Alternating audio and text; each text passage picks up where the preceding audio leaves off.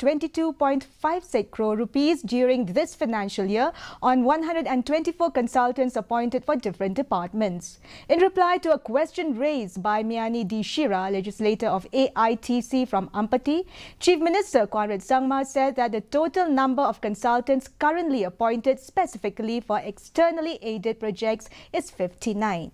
According to the Chief Minister, the consultants are technical experts who are brought into the system on a task basis. They are engaged mainly for the Centrally Sponsored Scheme (CSS) and Externally Aided Projects (EAPS). He said that the cost for payment to the consultants has been incorporated within the project cost.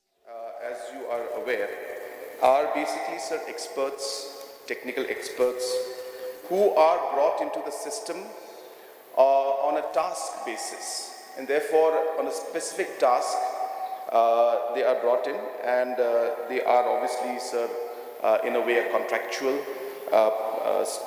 team that is brought in, and they are experts in their field.